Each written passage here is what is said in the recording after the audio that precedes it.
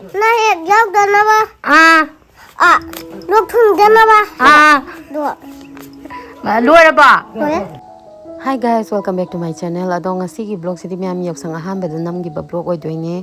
Ado edit tawbi matam se phang da baduna matam sana thagat pangam ja hautre. Sport so am kanna tawri ado mayam ai sport yang ba thoktre ko sinu mi chai pet yang ma dum change e. Ngasi di yaosang no min ne aduna akoi se yumdagi mapan thok ta ga akoi cha hau ta noina sana dawre. Ngasi gi cha hau ta na hamu akoi na cha ba du di as kan man na sangam de ko. Ado ngasi di akoi indom cha ani ga tawraga kana tawine indom cha na hobiri cha hau tanje yam phajana hawi yong wasi di hauroi do sa na hangi du di kukat nam tawe haba koi ni indom cha je nongna hongak pani ko oinam da gi ne indom cha mingam dai ro nau cha akoi indom cha inau cha se oinam da gi hongak pane nongna ado yumthang na ba phaba se adum nungai dana ko leimina ba ado indom cha so yam phai yam nungai khoi gi leikai gi indom cha sing je mabung ma pang loi phai yam chammi ado yum da gi ma pan thok thon lei ba se nungai drama le indom cha ni na sa se laung ko bi le ngoi hau le la me yam hai ye indom cha se ke smai na ni ko moi na hau ra ga packet ta ha la yoli do Aini hay cái tàu này bắt tay này tàu này hay bên này bà cô đi lang Well, ado kano gi da su yani huziki aina haiba aigi induction da thangkat number 2 bado ado da su yani ho na ma koi yaosang yaw de koi di cha hau ta loina sa na jara ge yaosang gi na ti ko chai je sum na sum inom sa da cha hau seng lai na cha bai ba ni khao ni am Handi mo da hau ba loi de ko yam ha ni ngasi di ya to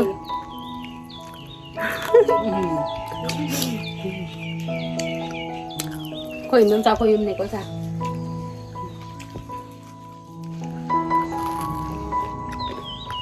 yam ngasi di yak sang nu min ne to ai gi ni pa na do thabi jong mai do ko tha jong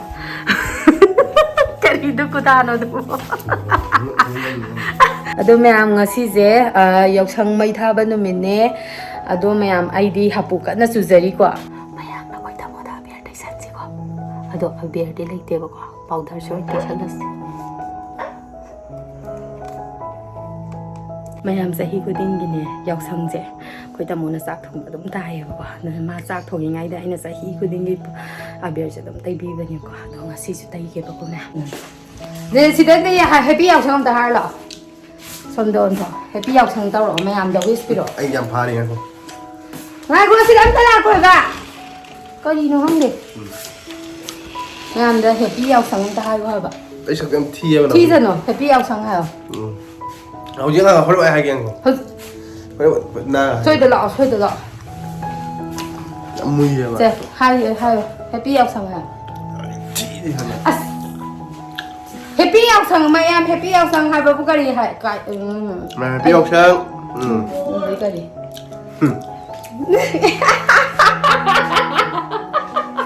happy yaosang mai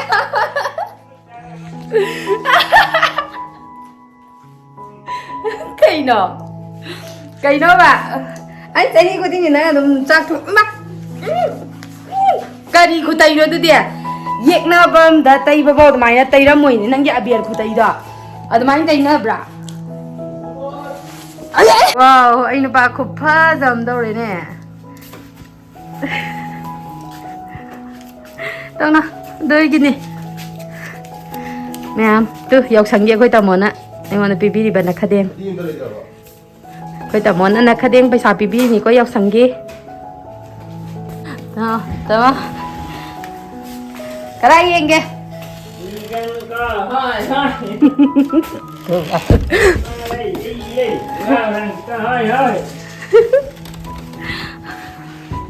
ra đâu bà ha powder na khara ngau gi bdei ma se phajare si mang khali le na si je ai gi yaosang na khateng paisa na tra Aduh hapsal lo. Sapa sa thoge ko. Sa tho du. Si sapa sa thoge ko. Silo bu sa tho. Ada ga burbe ga tho ko. Sitte na yan na. mayam angang khadeng khaiba laanebako makhon tarebako lakpa hore dan aina tara sapi ka kaithoga thambani angang khadeng lakpada pinabana do mayam sigi sinai gi shampoo ne sida aigi paisa kha tungjanjari ni aduga sina khoi tamogi gari chalu paisa do sida tungjanjari ne sina aigi shampoo kaiba yadaba sel asa kaya ga loina na tungjanjari ba sel ni ko sina Pana leitrasu sigi shampoo sidi aina sungkai kaidana thamjari ne mayam hayeng si kai bado ujarakke daga paisa kaya amuk suge habado yengminase bako hojiki oina di si kai gi roi daga tamogi gari paisa dana sida sum hapjalini mayam sida leire ngangna khadeng lakpada pinaba paisa khara kaithoga thame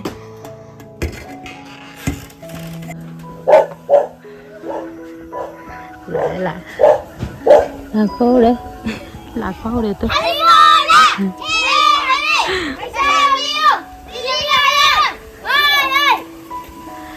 một cái lau đó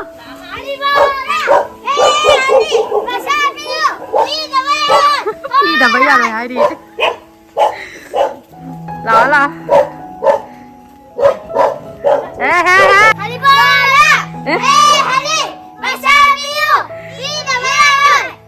phi cái nào mà thắc cái đó là nó ngà lạc bắt đắc khuẩn nó lôi xì đuôi ra vào cả này lôi bún ra bún lẹ anh gì mà mình ăn tài đó chứ anh Mexican cái ba Mexican năng gì đi baby thôi năng gì đi hen thôi năng gì đi ha dada mà dada năng gì đi chứ Rosita Ado din noy pulle ba ko. Ado. Se lupa tara hapagi ko. At bor pira mo. Panjarage. Ado mayam kamenda smaina haibirak pa yawe. Khumpa ama lupa tara je na khumpa ama yen na halle kholen. Khumpa ama yen na ba paisa paija bagi capacity leijade ko mayam. Aina sahi magi yamba yamdaba angamba sum hapsage mayam thoido hendona su kano tawbiru no haidare ai paisa paiba imung gi masa masu suna sade khumpa ama yenaba mi masing sunaba yenaba paisa ju leijade ai ge angamba hapsabane aduga angang singju nakhadeng khaiba laise akhoi gi hekta kano ama lepsal laurage haibagi wakhalon da lakpa nate ko adana moisu akoina angamba hapa duda mo yami yamde thide adum angamba do hapakpada harau laga dum harau saki sidi chahi amagi sum yamba yamdaba sum bitta angang singi nungai na ba kano gi bitta sum hape wani do akoi gi kano sunnate inat ki kumhai sunnate ko aduna ka hena yamna happy hapte haibagi wakhalon do thambiganu haitare ko sidi aigi angamba hapsabane angamba hapaduda angang gai su yami yamde thide adum harau lauraga harau adum sakhi ko kadai no yengage o kakhalo dum mama ko blok to ga dari aduna noi gi group la adu noi group ni ko se lupa tara pirage ko bor piram mo panjarage mathang group se na gram bano mathang group se noi ra noi mi kya no ima akoi abu su yauram me mi taruk la se na ku ko si nan ne abungo gi to nga na pi bani ko sa tara nu si dana aduga sina noi mayam gi bor piram mo se abungo sa tada bor piram mo na het yaw dana ba lok thung dana ba do loi ba loi ra hojiki bor do kai hai bano lok thung dana ba mathang di oh nungai na panjaro hayo nanya panjaro ba panjarage lupi sakya tarage ha Nga ko adu di ay asoy ba kay hoge. 60 di soy. Adu di tara sa timari do piro. Kaino. Yare. Bunga beto na chalo muko. Mathangi group kadai no. Lepo. Hindi pajagram ni. Ima phajaye. Yaosang ya male. Noi mi kya no? Ako mi mga. Oh, mga ra. Adu di. Se. Tara pagi ko. Se bor pira mo. Mga yung pala yung jang sarap. Oh, 사자라게. 아, 오이자라게.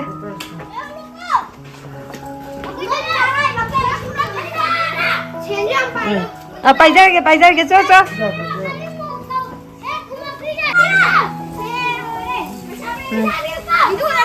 아, 라우라.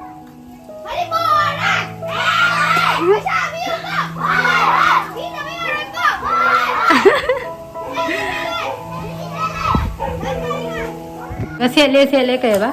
Haji gitu, halibo Allah ayo ri hai. Sele kisi sele. Nama amla sana karena enggak ikan ngomong. Mo isay do.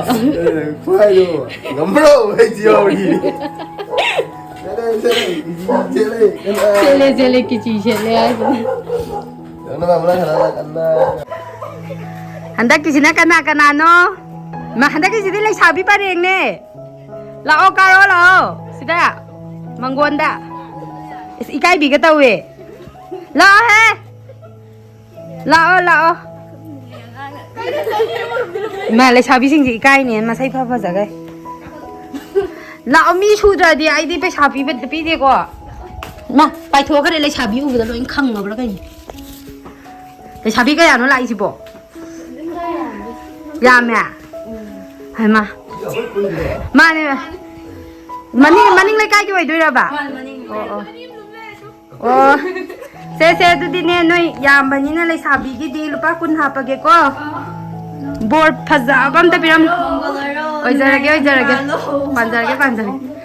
Ha? Jarage. Lai sabi kharab di ada tu. Thay ra lai hori chong kai da na.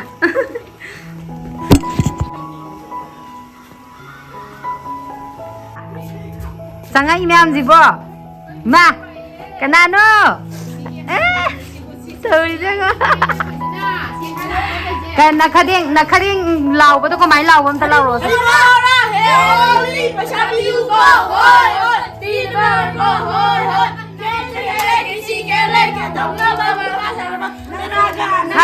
Ako amuka sa magwak tay gi phasan sa.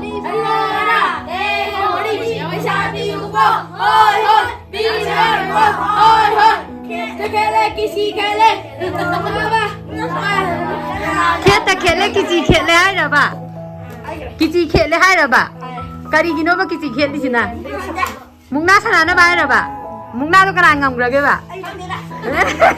Noi mari puli ra. Is ikai bi ga taw ri si di.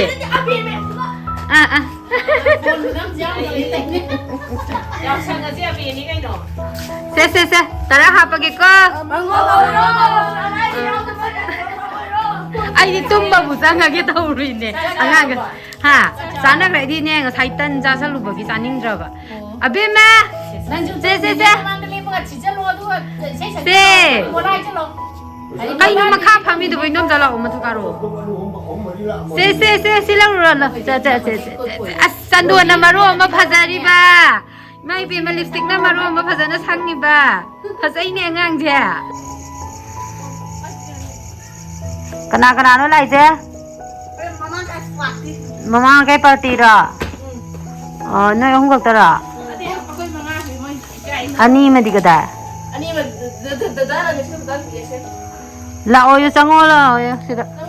Sai ja ni mo mai thang da. La. Ikai ni na. La o me. Cái u đây buông ở thái nè. Ai đi mi sụt đi bốc bay sạp đi rồi quá.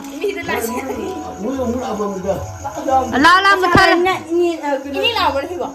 하 이때 말하는데 이때 말하면. 아 일리자 시가다 나는 수학대. 야우데 이까이리 바바 아코이 빌리게세 파자이니 아코이 빌리게세 이니. 아 아마스나 가나노 아코이 케노라 라메스 이니 루바 가비르나.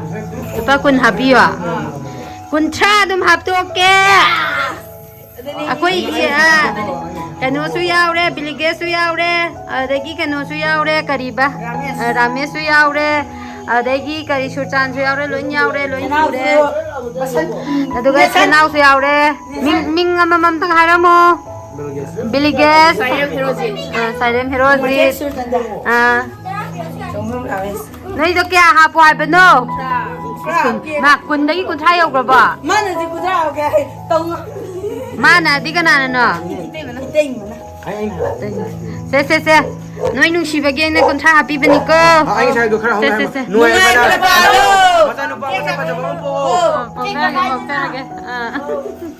hai ma noi chung la ba noi ju ming do mathang hai ra ka do ba ko Anh lên đi. Anh lên thôi. Anh lên làm đi. amam ta hai ko ai mathang ulak ke Anh lên làm đi. À. Anh làm đi. ha Anh làm đi. easy ngan bi Đi chơi làm đi. ling jen ngan bi hai ra nang di Linda. linda nang di Anh Linda. Linda ko ba ni ma Anh Ma Linda. oh nang na lin thoi ma na linda nang di Anh mà lên đi. ama si di Tambah sana. thabisana Tambah sana. tambi Tambah sana. oh tampasana masak chu phajai mingju loim phajai noi pula pulira oh Quay group mà tên này. group ngaktane bakwa adudi mathangda mayam mo hapke lupa tara hapage ko bor piramo Ngày phải bolo. yung kai ka daroba Yung cây mà tao có thả đâu. 사자라게 또 두니까 em lấy sao biết phải điện lại lọ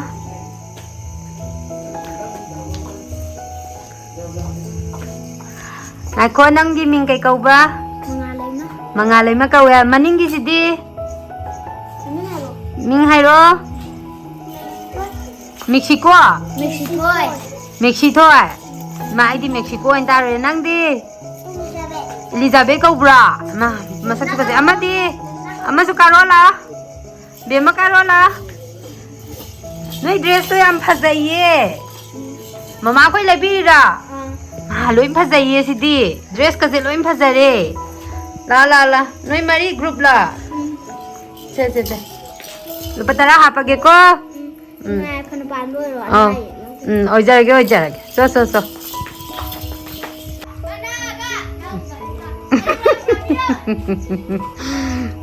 हमको सब हजकी सही दो Carola lesabi maza singse yengot sen thai ba lai ne kaino lesabi maza marak tan pam sam yaw rai ji bo ha phadek se ta bai ne ai di nu pam sa ra pakhang maza ran khalo re noi hum ho panja ge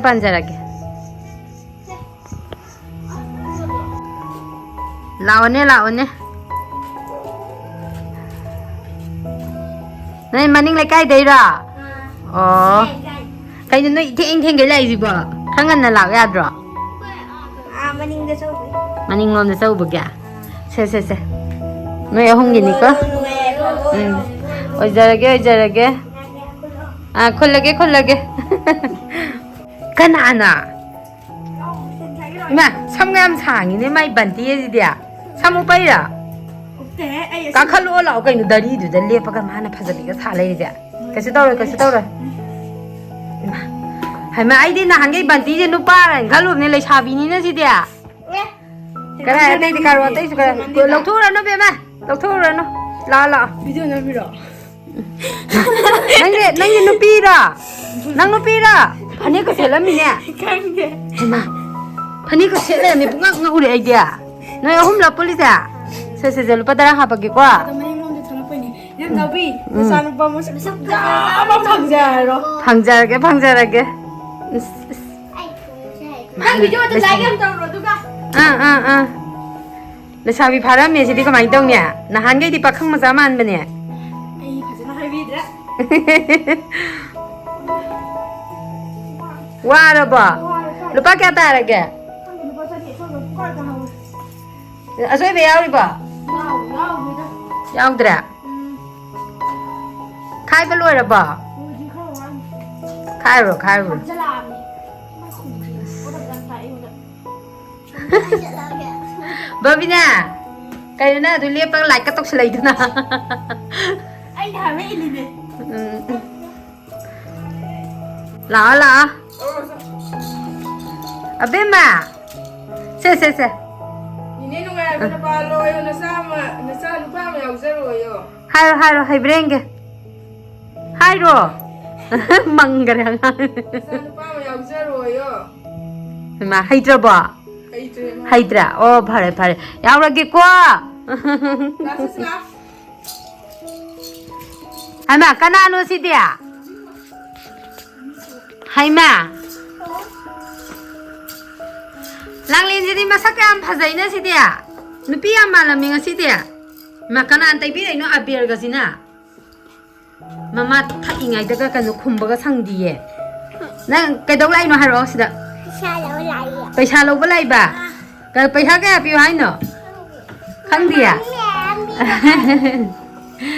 agoi tombi gi mabung mama na di mayam piro haya o mami dagi mayam lo so na hareira o nang je mayam lo balai ra mami dai paisa mayam lo balai ra je na khade ngam da law ro se Halibola. Ah.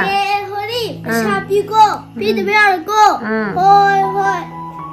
rồi ba na ngu lao rồi Hai. đi phải xăm em bi đây rồi phải xăm em bi đây rồi lao rồi Hari. à giờ anh tất tâm biểu gì cái anh tất lao rồi gì phải xăm em bi tuy nè Halibola. Hewala.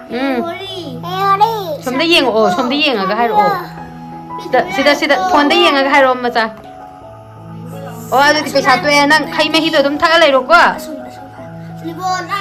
Halibola. Hori. Hori. Sapi ko. Sapi ko. Pide bear ko. Pide bear ko. Hoi. Cek. Lupa terapi ke ko nangge.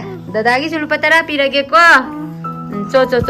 Ini kita terapi dah bani ko. Kona palo ina kaya kumoro. Saan ko ako si kukuero. Pokca lagi. Loin panja lagi. Mama ada mami na pisayang pilai hayu ko cik pila kanile. Tau piru no.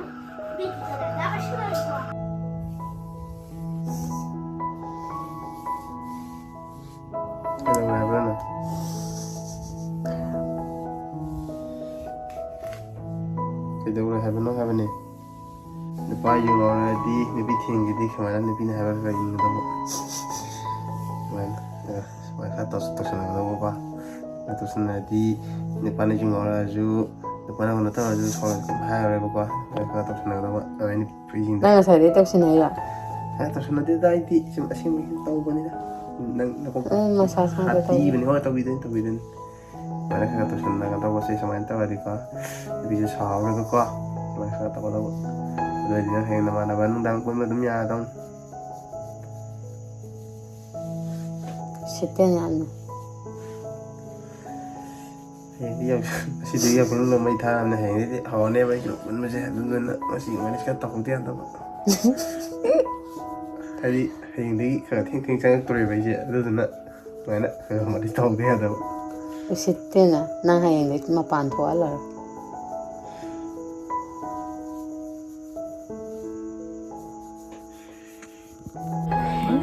Ngasi nung alakpada lesabi pareng liep lairame haba lao kakalo matha kakalo nong tabai sumangi ju phajabana lore sene kari lekai gino oh se lupa kun hapage ko se Nên lúc em phải siêu sang bằng với panjar ke cho